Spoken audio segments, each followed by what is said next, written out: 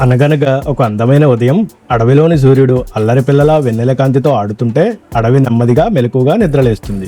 పక్షులు చప్పుడు చేస్తూ గాలిలో తిరుగుతుంటే మొక్కల మీద చిన్న చిన్న నీటి బిందువులు ప్రకాశవంతంగా మెరుస్తున్నాయి. చిన్న కోతి కోకో చాలా ఉత్సాహంగా ఉంది. ఆషాఢమాసం పండుగ వస్తుందని తన మిత్రులను పిలవాలన్న ఆలోచనతో పరిగెత్తుకుంటూ చెట్ల మధ్య ఊగుతున్నాడు. ఈసారి ఆషాఢ పండుగ బాగా జరుపుదాం. అడవిలోని జంతువులు పెద్ద వేప చెట్టు కింద చేరి పండగ కోసం ఎలా ఏర్పాట్లు చేసుకోవాలో చర్చించాయి. కోకో ముందుకు వచ్చి అన్నాడు, మనమంతా కలిసి ఆషాఢ పండుగను ఘనంగా జరుపుదాం. బంటి అనే ఎలుగుబంటి, గబ్బరనే గొరిల్లా కలిసి పండుగ జరిగే స్థలాన్ని శుభ్రం చేయడం మొదలుపెట్టారు. కోకో వాళ్ళకి సహాయం చేస్తూ సలహాలు ఇచ్చాడు. అందరూ వాళ్ల పని చూసి మెచ్చుకున్నారు. జినీ అనే జింక, కోకో కలిసి రంగురంగుల పువ్వులను చెట్లకు కడుతూ పాటలు పాడారు. పువ్వుల సుగంధం గాలిలో నిండిపోయింది. పండుగ వాతావరణం మొదలయ్యింది. చిట్టి నక్క గొప్ప రచయిత. అతడు పండగ కోసం ప్రత్యేకంగా అందమైన పత్రిక రాశాడు. అందులో పాటలు, ఆటలు, పోటీలు అన్నీ ఉన్నాయి. ఉడత ఆనందంతో కోకో బొమ్మ చూపించాడు. పిల్ల కోతులు, పిల్ల ఏనుగులు, నక్కలు రంగురంగుల దుస్తుల్లో డ్యాన్స్ ప్రాక్టీస్ చేస్తున్నాయి. కోకో వాళ్ళకి స్టెప్స్ నేర్పిస్తుంటే మురిపింగా వాళ్ళు ప్రాక్టీస్ చేస్తున్నారు. పెద్ద ఏనుగు తన కొమ్ములతో చెక్కలు లేపి ఒక అద్భుతమైన స్వాగత ద్వారం నిర్మించాడు. కోకో దాని మీద ఆషాఢ పండుగకు స్వాగతం అనే పెద్ద బోర్డు పెట్టాడు. చిమ్ము, చిరుత, బంటి, ఎలుకబంటి, కోకో కలిసి పండ్లతో రుచికరమైన వంటకాలను తయారు చేస్తున్నారు. తేనె, పుచ్చకాయలు, అరటిపండ్లు వాసనతో అందరూ ఆకలితో ఊగిపోతున్నారు.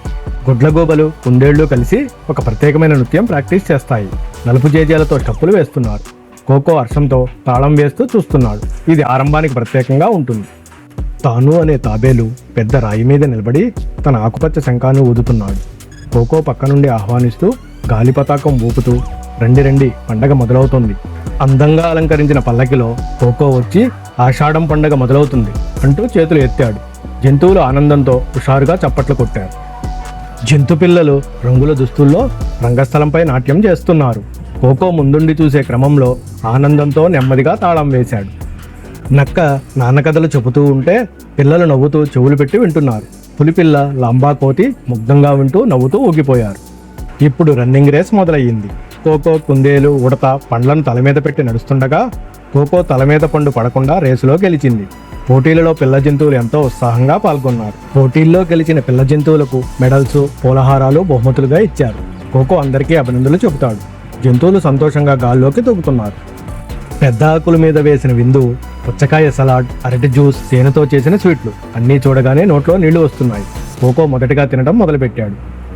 రామచిలుక డీజే పాటలు వేస్తుంటే జంతువులంతా కలిసి డ్యాన్స్ చేస్తూ అడవిని ఊపేస్తున్నారు.